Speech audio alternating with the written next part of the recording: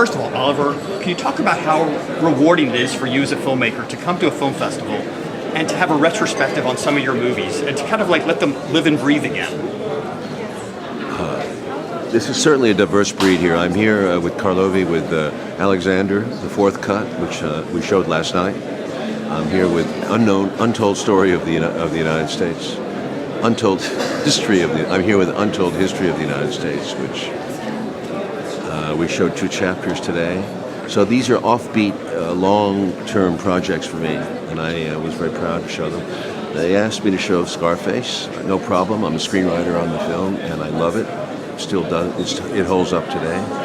And also Wall Street Money Never Sleeps. So it's completely diverse, and I'm quite proud to come. Scarface, we're here now for Scarface. You want to talk about that or not? Well, I want to ask you too, because I just read where another director was saying, I never finish a movie, you abandon a movie. But yet here you said you have the 4th time you got to go back for Alexander.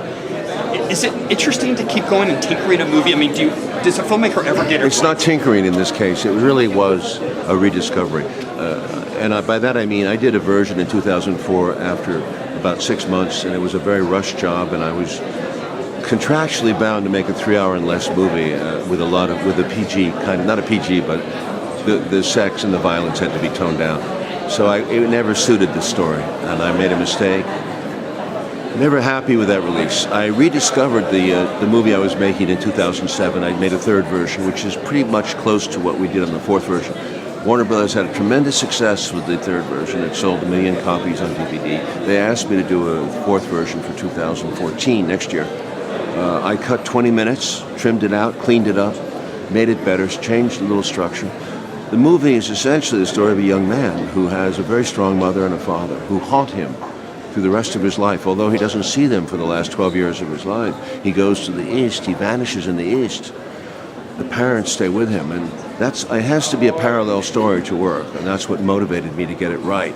And I really feel that it's worth 10 years of your life. I mean, Abel Gance worked on Napoleon most of his life, you know.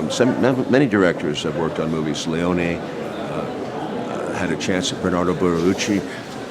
It's not wrong, you know. This is not a win-lose thing. This is experimentation to find and to discover. If I can compliment you as a filmmaker, is your films are always very character-driven. It's about the people in the movie, and yet now we see it's about superheroes and special effects. Is it difficult now for young Oliver Stones to get movies made? I mean, has the industry changed where the type of movies that you really cut your bread and butter with can't even get made anymore? Well, you have to remember, and we have to keep things in a relative context, is that I started very cheaply. I made horror films, and then when I made Salvador and Platoon, they were done at a minimal budget. Nobody in Hollywood invested in those movies. It was an English production. John Daly at Hemdale funded those movies, so they were made with the skin of our teeth. Every young filmmaker has to come up that way, in my opinion, and that's sort of, they have to do it in their own way. Now, you can find money to make a movie, but the question is, can you get it distributed? So you got to make a movie stand out, and with the minimal amount of money, you can put your heart and soul into it, make it as raw as possible, and you never know, you might get some luck like I did. But at the same time, it's never changed for me. You know, people think I have it easy. It's not.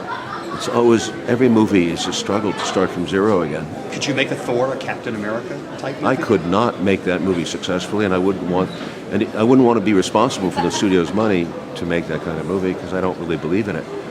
I only could do what I really feel, and I think I can do a good job. I mean, Untold History is a work of 5 years of my life. I mean, it's a pro bono work, but it's so important to me to do 70 years of forgotten, and I say forgotten American history. Very important to remember that. I think that's my best thing I can do, is contribute to the social and cultural context of our time. I'm fighting that world. I don't believe in corporate filmmaking. I don't believe in committee filmmaking. I believe in human beings, and so do all the best directors always do. Well, congratulations. Thanks again. Thank you, Scott. I really appreciate it.